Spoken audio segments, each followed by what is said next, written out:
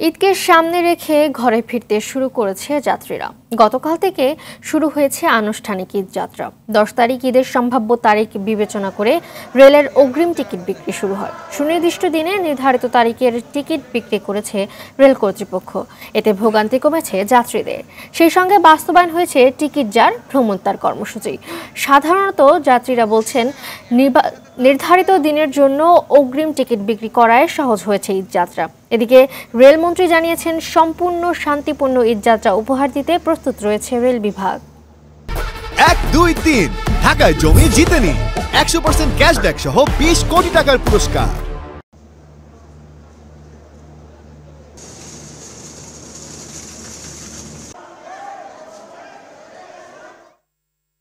দর্শক, রাজধানীর কমলাপুর রেলওয়ে স্টেশনে রয়েছেন আশিকুল আলম। ঈদযাত্রার খবর জানাতে সরাসরি যোগ দিচ্ছেন তিনি।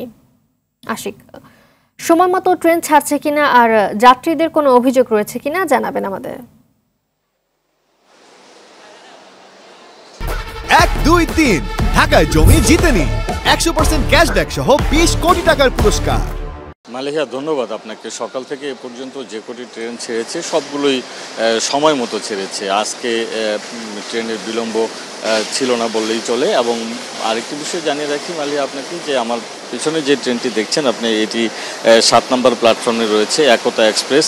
এটি ঠিক 10টা 15 মিনিটে ছেড়ে যাবে এবং সেই জন্য কিন্তু যাত্রীরা অলরেডি তাদের আসনে বসেছেন।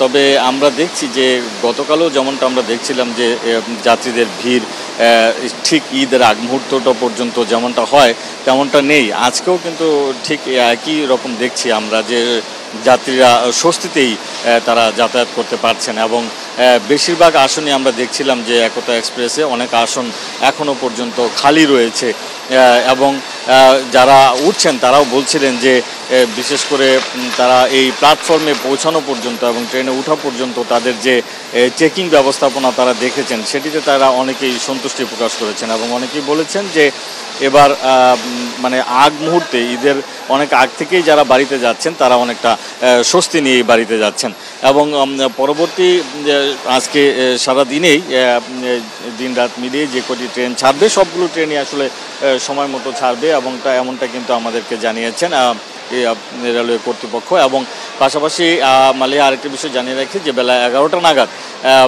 রেলওয়ে কর্তৃপক্ষের একটি ব্রিফ রয়েছে এবং সেখানে তারা আজকের যে তাদের ব্যবস্থাপনা সেটির বিষয়ে তারা কিছু তথ্য দিবেন এবং তখন হয়তো আপনাকে পরবর্তী সংবাদে জানাতে পারবো। মালিয়া, এই ছিল আমার কাছে রাজধানীর কমলাপুর থেকে। ধন্যবাদ আপনাকে।